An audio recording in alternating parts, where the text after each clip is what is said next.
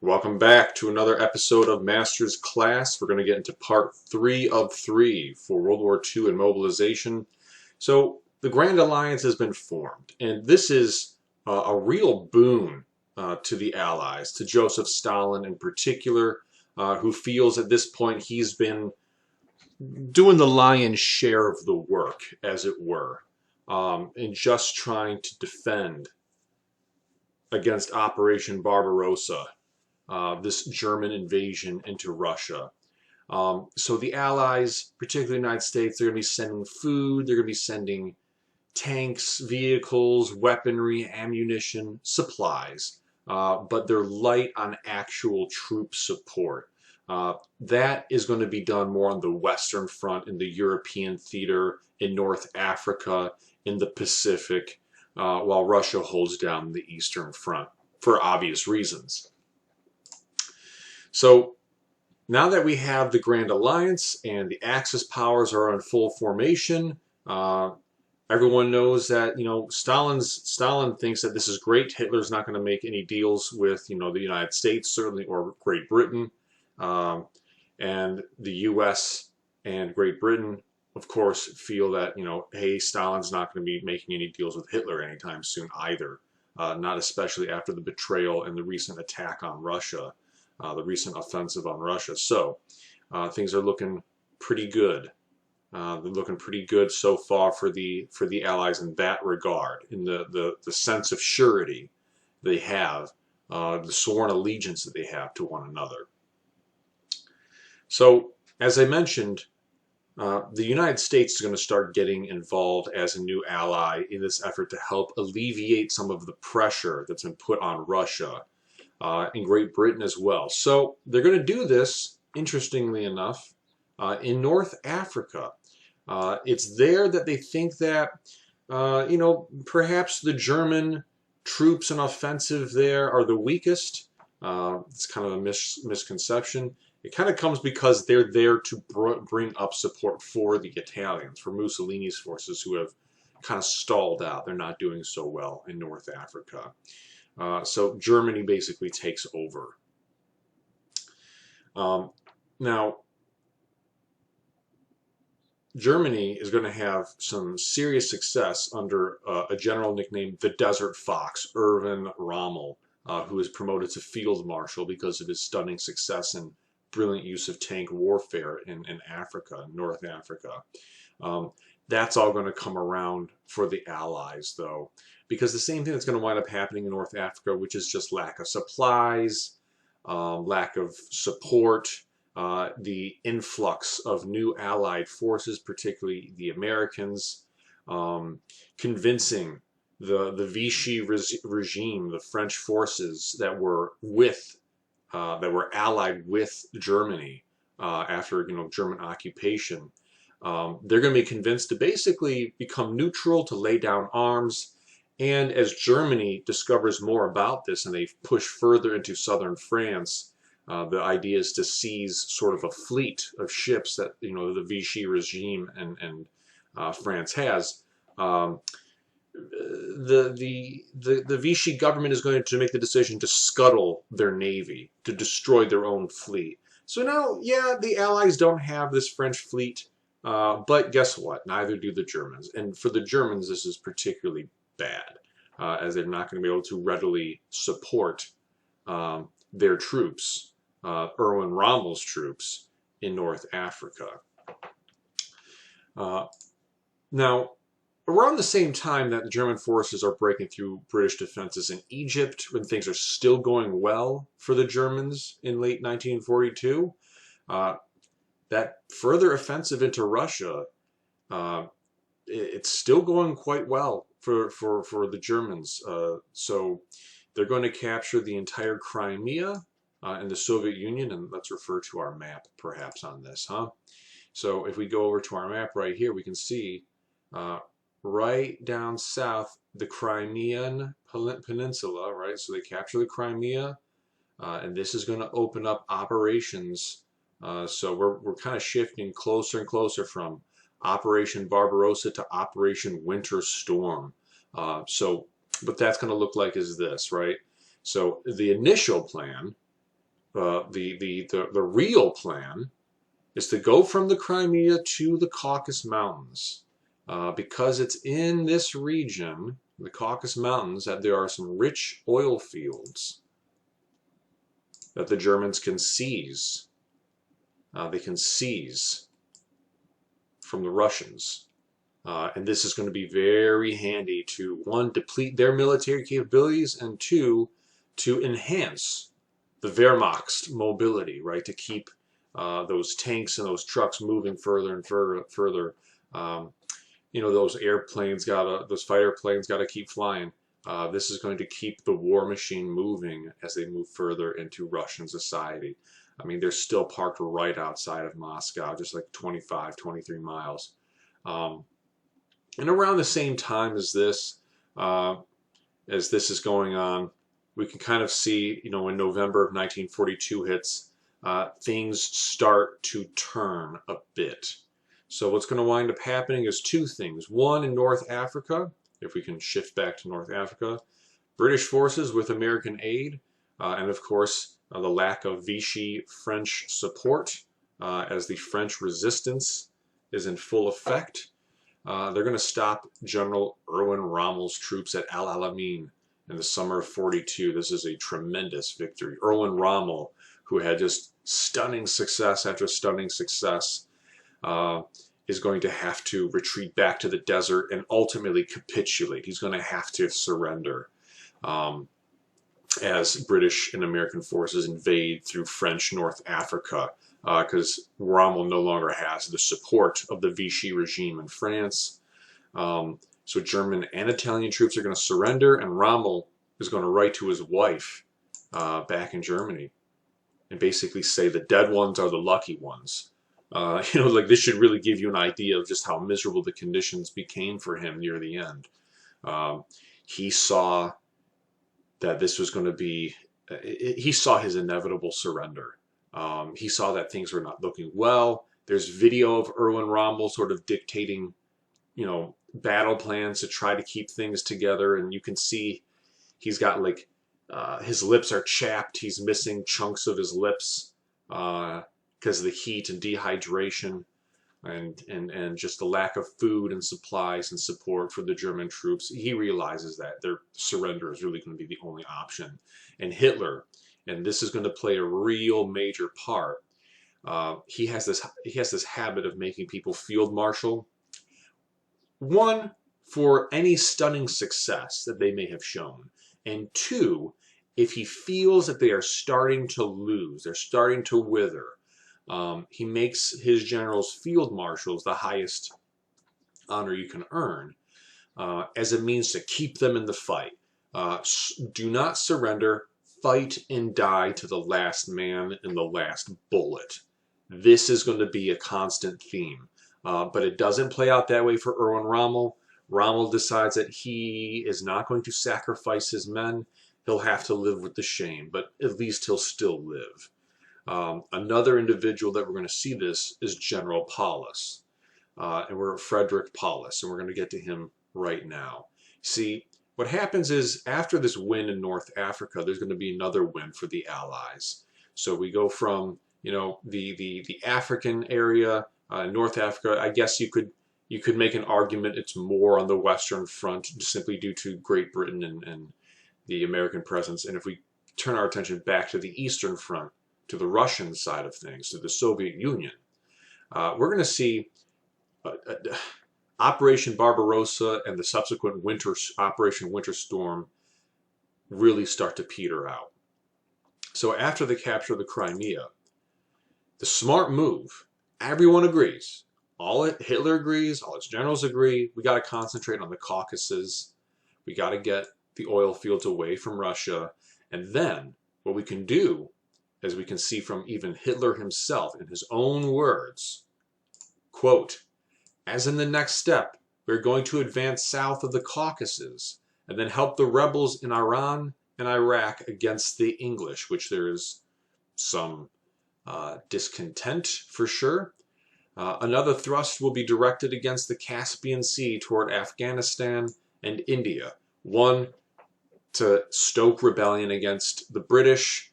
2, to seize more oil and resources, right? And 3, to deprive the English, who will then, quote, then the English will run out of oil. In 2 years, we'll be on the borders of India.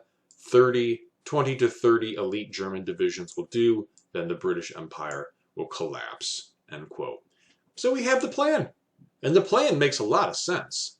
Continue getting support, continue stoking rebellion against the British, deplete their resources for oil so they run out of, so their own war machine can run out. Don't just crush morale, but, crush the actual war machine itself, crush their pocketbooks. Makes plenty of sense. Until a pivot happens. And this is going to be a disastrous pivot. It doesn't appear that way initially. In fact, it appears to be a stunning success. See, Hitler turns his attention to Stalingrad. When his generals present the map and he sees that city, Stalingrad, he just can't help himself. It's got his major opponents, his rivals' name. It's the namesake of Joseph Stalin. It's in this city, named after Joseph Stalin, that Stalin was successful during the Russian Civil War, during the Russian Revolution, where he threw in his lot with the communists, and the Soviet regime held sway because he was able to successfully stave off the attacks from the Allies at the time and post World War I society, and the White Guard, the anti-communists, the anti-Soviets. He beat them all in this city. And communism would hold sway, and the Soviet Union would be united as a result of his victories at Stalingrad. So this is a symbolic city for Hitler to take. If we can take and crush Stalingrad, you're basically defeating your opponent, despite the fact that Moscow is the real capital. Maybe focus a bit more on Moscow. But Stalingrad, not too far from the Caucasus. Why don't we go ahead and divert the best of the best German troops, the German Sixth Army, led under General Frederick Paulus. All right. Oh, I'm sorry. Certainly not Paulus. We're going to talk about Choikov in a bit here. In fact, let's go ahead and there we go. So we have General Frederick Paulus right here. He is going to lead Operation Winter Storm, right? This blitzkrieg onto Stalingrad. He leads the best of the best, and he's seen as one of the best. And initially, the operation into Stalingrad is quite a success. It's quite a success. They're going to seize a good portion of it, but there's going to be a sliver of the territory. And, Stalingrad is not entirely just for ego. I mean, it is, but it's not entirely just for ego. Ego certainly plays a role. It's not just a symbolic victory, although it certainly would be. It is a major industrial center. There's women in the factories here. They're making tanks, they're making planes, they're producing ammunition and artillery. They have access to the Volga River, which is going to allow them to readily ship and maneuver these materials up north and down south to support their fellow Soviets who are besieged in cities like Leningrad and Moscow and elsewhere. So there's a lot that's going on here at the Battle of Stalingrad that General Paulus can't possibly appreciate. And we're going to dive into what that looks like right now. So it's Stalingrad, perhaps the worst of the worst as far as battles go during World War II. It's considered, historically speaking, the general consensus. It is the bloodiest. It is the worst. It is the most ferocious fighting. The conditions are the worst because of the -30-degree winters that the Germans and the Russians are going to have to, as well as the German allies, such as the Italians, the Romanians, and the Hungarians, who support the German Sixth Army led under Paulus. But what's going to wind up happening here, if we may, is that Paulus is going to be quite successful. If we're going to just kind of reshift here in getting to Stalingrad. Let's eliminate some tabs, huh? Open things up a bit. There we go. So, getting too far into it, I want to see if we can find, there we go. So, what's going to wind up happening is we have the German 6th Army at Stalingrad. We can see Stalingrad just all along the Volga River. A good portion of it's taken up, except for a sliver along the Volga River, mostly in the north, mostly like a pocket in the north, and there's like a pocket in the south, and that's going to be a big deal, actually. Because what's going to wind up happening is there's going to be one general who is, that we need to address here on the Russian side of things, who is told, as all the Soviets are told by Stalin, do not retreat, not a step back, we're not abandoning Stalingrad. You fight to the last person and the last bullet. And that is the advantage that the Russians have. There's a massive propaganda campaign that Stalin is going to have his propagandists oversee. It's going to, sweeping, patriotic, fight for the motherland, your life for the motherland, and people are going to buy in. The Germans under Paulus are going to initially eviscerate the Soviet as they push deep into Stalingrad. They are going to bomb the daylights out of it. They're going to shell it with heavy artillery. They drive their tanks in. Then their troops, the land troops, come in, and they devastated Stalingrad. The factories have been mostly destroyed. The urban cityscape is mostly rubble. It's just been beaten. I mean, this is a really good, right here, representation of what this image here, of what Stalingrad looks like. It's just a ruined cityscape. But then we're going to have, under this directive of Stalin, right, not a step back, don't retreat, fight to the death, to the last bullet, kind of the same rhetoric that Hitler was telling the Germans. Paulus has recognized that they've already mowed down thousands, just thousands and thousands and thousands of Russians, of these Soviets, with, machine gun fire and shelling, but they keep coming. It just almost seems like there's an endless supply of them, right? And I talked in part 2 about the 1 million female combatants for the Russian army that is going to help bolster the ranks of Stalingrad. If you can find a weapon, you're basically fighting. That's the way it looks like. And it's urban warfare, which is the worst kind of warfare. So we have to introduce now, well, we'll get to General Zhukov in a bit. We have to introduce General Choikov. So Choikov is going to have really a challenge ahead of him. He's got to make sure that Stalingrad doesn't get seized. And you can probably imagine that Stalin would be none too pleased with him, and it might be off to the gulags or a bullet in the head if he fails to protect Stalin's namesake in this city. So he's holding on to a sliver, but he is going to show some very real military genius. The first thing he realizes is that he has to make sure the morale of his troops are upheld. So he goes to the front with them. He's on the front lines with them at Stalingrad.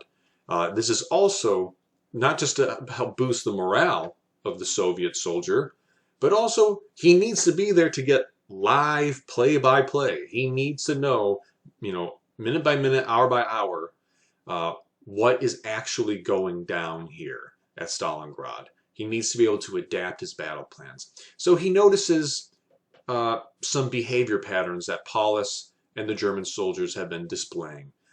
One, well, they seem to like to fight at a distance, the Germans, right? They send in their planes first to bomb, then heavy artillery, then comes the tanks, and then the land troops.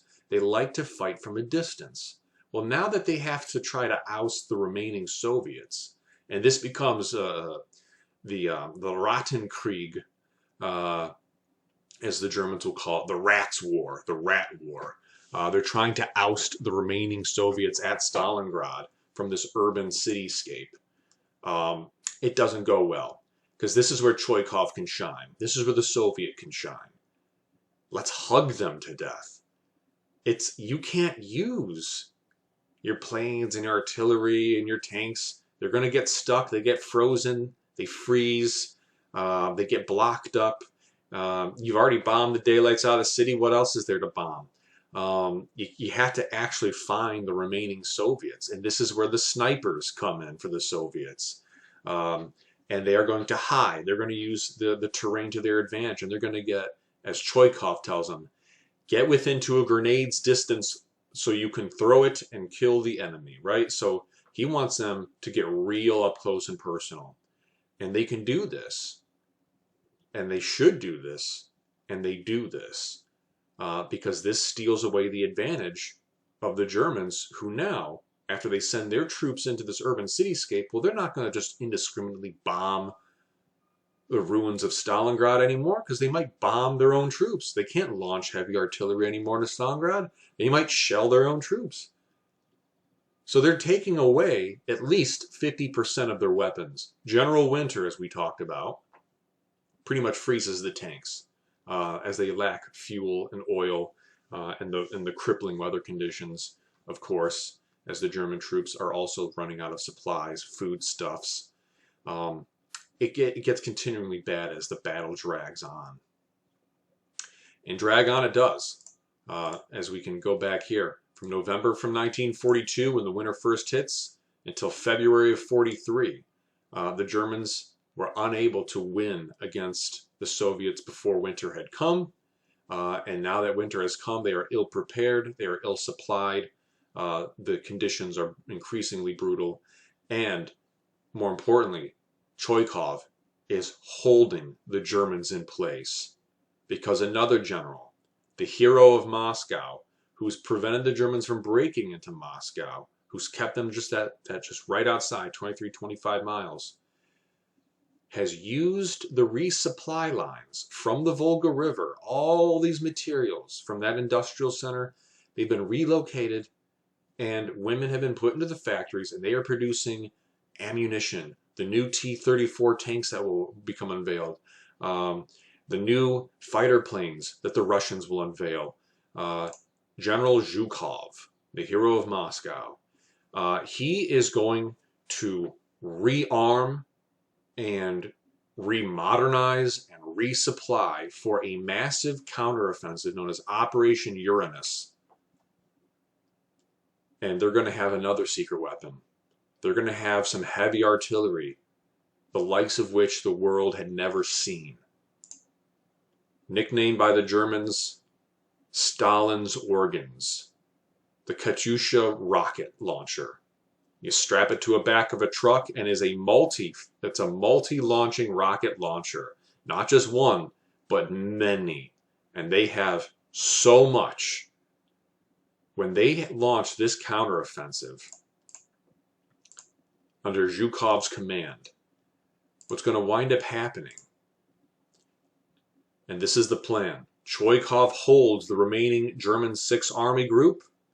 Zhukov encircles the Hungarian support troops, the Italian support troops, the Romanian support troops with their tanks. They drive them back with Stalin's organs, right? These Katyusha rockets.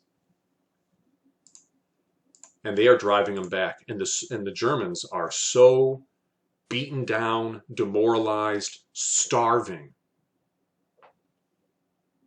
And then now they have been entrapped. They've been encircled as the Hungarians, the Italians, and the Romanians have been driven out. And once the Soviets have encircled the German 6th Army, they can start to push in and crush them at Stalingrad, drive them to the Volga River, press them against Choikov's army, and just annihilate them. And that's exactly what's going to wind up happening. This is a stunning defeat. On January 30th, Hitler, after many times Paulus has written back to Hitler, the battle is lost, do we have permission to surrender? And basically Hitler makes him field marshal on January 30th. And he basically tells him, you know, you're field marshal now, so surrender's not an option. You fight to the death, or you know, you put a bullet in your head.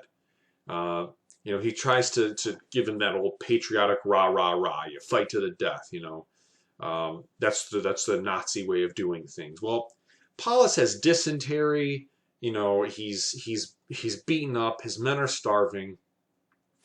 He's lost about 2/3 of his men. And so he decides the very next day, on January 31st, which is actually the birthday of General Choikov, to surrender him and his men to General Choikov. He knows what's going to happen. He's like, you know what? He's been such a by-the-books guy up to this point. This is the one time that he needs to surrender. He knows to go against the Fuhrer's will here. So he surrenders about 90,000 of his troops, of which I think only 4,000 will ever make it back to Germany. It's pretty bad. It's pretty bad. But this is a stunning victory. And from this point forward, after they agree to the surrender, you know, and they settle everything in February 2nd, 1943, the Battle of Stalingrad is over.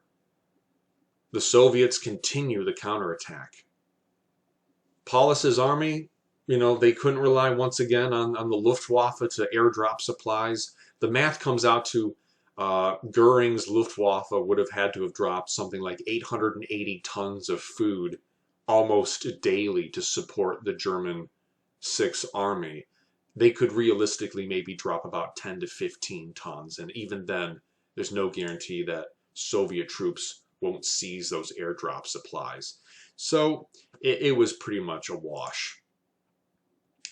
So this is a major victory for the Allies. It's the first major victory for the Allies in the war.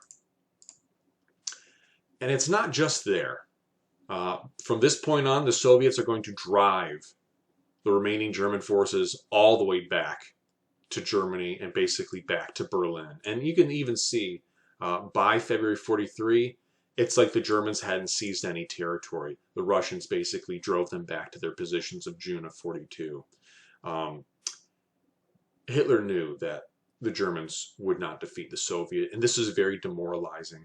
He has Goebbels, his propagandist, try to spin the story any way he can. The reason why we lost was because of the inadequacies of the Italians, of the Hungarians, and the Romanians. But the reality is they had underestimated the Soviet. They did not see Zhukov rearming and resupplying with yet another new million-strong army. It's like, God, you got 1 million women you threw here, and then here's another million army that you're just going to throw at us. They got millions everywhere for the Soviets. Well, it's not just there that the Axis powers are going to face considerable losses, but Germany pretty much sees from this point on, it's a push back to Berlin. It's the beginning of the end. Or as Winston Churchill would put it after their success in North Africa, it may not be the beginning of the end, but it certainly is the end of the beginning. Well, here we're going to start to see the tide turn in the Asian theater, the Pacific theater. So we have a couple of instances kind of shifting back to, well, we're going to shift to the American side of things and the Japanese side of things. So in 42, much of the war is going to be a naval war, especially initially between the Americans and the Japanese. And things are going to really hit full steam at the Battle of Coral Sea in 42. And we can even see it on this map. So the Battle of Coral Sea is, you know, it depends on how you want to view it, I suppose. I think you see it as a Japanese victory, honestly. And there's a couple reasons why. So we can see from here, you know, American naval forces stop the Japanese advance into Australia. They save Australia from being invaded, and this was massive. This is an important battle as a result. Australia has a lot of resources that could be exploited by the Japanese, including the construction of airstrips. It's a good launching pad. And of course, oil and other resources you could exploit, foodstuffs to feed the war machine, literally. Well, the Americans can't have that. So from Pearl Harbor, as we mentioned, that saw, a massive surprise attack just a year prior, they're going to recover because all 4 of the aircraft carriers that belong to the American Navy are not at Pearl Harbor when the surprise attack went down. And they're going to commit 50% of their aircraft carriers, the Lexington and the Yorktown, to this battle at the Coral Sea to prevent this invasion into Australia. Well, basically the Japanese Navy is just, at this point, you can even see the Air Force as well, they're just superior. They're better quality. The Japanese excel at these very complicated clockwork machinations for battle plans, and they're going to successfully destroy the Lexington, and the Yorktown will be a smoldering wreck at the end of the Battle of Coral Sea. And this is why I call it a Japanese victory. Although they are not able to successfully invade Australia, they've effectively destroyed 50% of the aircraft carriers of the American Navy. So in addition to the bombing of Pearl Harbor, they have done a tremendous blow against the American Navy. This is a major setback. Here's the thing that they don't know, though. This is going to come back to haunt them. The Yorktown, almost miraculously, somehow will make its way back to Pearl Harbor as a smoldering wreck. It's on fire, it's smoking, but it doesn't sink. It makes its way back to Pearl Harbor.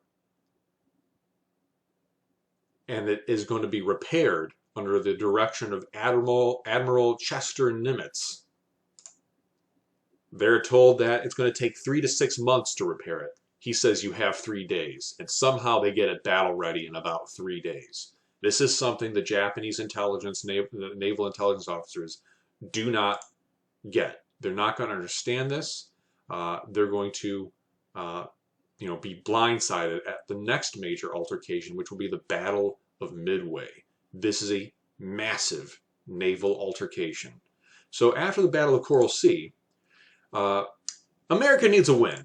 They need a win, and they decide right before the Battle of Midway to launch a raid on Tokyo. And this is going to become known as the Doolittle Raid. Doolittle himself was something of like a racing ace pilot, and he is going to lead this raid, his Doolittle Raiders, for basically a symbolic bombing of Tokyo. It's not going to be a crushing defeat. It's not a stunning victory. It's basically kind of a suicide mission because they can only get their aircraft carriers close enough without risking full-on, altercations with the Japanese Navy to bomb Tokyo, which they'll successfully do. It's like 30 seconds. It's all done, said and done about 30 seconds. But it's a symbolic victory, and honestly, if Emperor Hirohito was bombed, and the Japanese High Command was unable to protect him from being bombed, the entirety of the Japanese High Command may have committed seppuku, may have committed suicide out of shame, thus ending the war. Well, that doesn't happen, and Chester Nimitz is worried. He's worried that this is really just, stirring the hornet's nest. All you've really done is really, upset and anger the Japanese. And you're going to make the Navy, particularly the aircraft carrier and the carriers that were responsible for this Doolittle Raid, a target. And that's exactly what's going to wind up happening. So right before the Battle of Midway, enter, once again, Isoroku Yamamoto, the admiral who said that I'm afraid all we have successfully done is awaken a sleeping giant right after the battle, right after the bombing of Pearl Harbor. Well, now he has no problems convincing the Japanese High Command that we need to focus exclusively on the destruction of the American Navy, specifically the aircraft carriers, because we've seen what they can do. We don't want them flying over Japan ever again. The Japanese have been led through propaganda up to this point quite successfully, and realistically, that they're winning the war. And by this point, I mean, Japan basically has taken control of over 50% of the Pacific world. They're winning up to this point. That's all going to change. So the Japanese High Command agree with Admiral Yamamoto, but they're going to put in an individual who is a lot like General Paulus, the German Sixth Army at the Battle of Stalingrad. A real by-the-book kind of guy. Does not deviate from orders. He has no real creative imagination. He's a very by-the-book guy. And Admiral Nagumo. Admiral Nagumo is going to be in charge of Japan's aircraft carriers at the Battle of Midway. They're going to lure the American fleet at Midway. And the idea here is that they'll destroy the American fleet by launching a bombing raid on the American base on the Midway Islands, on their airstrips. Well, this is not going to be successful for a couple of reasons. One, this guy. All right? Joseph Rochefort. He's a maverick code breaker. He knows Japanese culture. He speaks the language. He successfully cracked, he and his team, about 20% of the Japanese codes sent over the airwaves. And he notices that the Japanese use this term AF for a specific island. And, you know, he has to prove to Nimitz what AF is. Well, he thinks it's Midway Islands. And so what he does is he has his guys send out a false report that they're low on fresh water supplies on Midway. And then they intercept a report that from Japan that says, Islands AF are short on water. Bam, that's confirmation. Now we can plan a counterattack. So Nimitz is going to send in the aircraft carriers. They're going to have their bombers ready, but they're also going to have a fleet of battleships in support. And they're going to go to Midway Islands. And as we can see how it plays out on the map, it's going to be real touch and go. It takes place really early in the morning, and it wraps up around 10:05 a.m. And it's really from 10 to 10:05 that the battle finally swings its way, as a lost squadron of B-17 bombers find the entirety of the Japanese Navy and bomb all their aircraft carriers into oblivion. Nagumo eventually will commit suicide out of shame. Yamamoto can't be disappeared. He's too public of a figure. So he's going to stick around. And the Japanese propaganda machine is going to basically just lie to the people and say, yeah, we won that battle. Even though their navy was essentially all but crippled and destroyed completely. And it's because of this, the Battle of Midway, that Douglas MacArthur is going to step into the scene with Nimitz, and they're going to initiate what's known as an island hopping campaign. Now that we've cleared the Japanese Navy, and they can no longer support the stranded Japanese soldiers and their aircraft, which are kind of also stranded, they're not going to be able to refuel properly, we can begin to island hop to Japan. So from Pearl Harbor, we go to the Gilbert Islands, to the Marshall Islands, to the Marianas, to the Solomon Islands, and we're just island hopping. The Philippines, which they had given up on earlier in the war effort, they can now reclaim, and now our aircraft carriers can get close enough to Japan to properly bomb, lay siege, send in support troops, etc. The tide of the war has drastically shifted in favor of the Allies now, both in the European theater as well as in the Pacific theater. And that'll do it for us this session.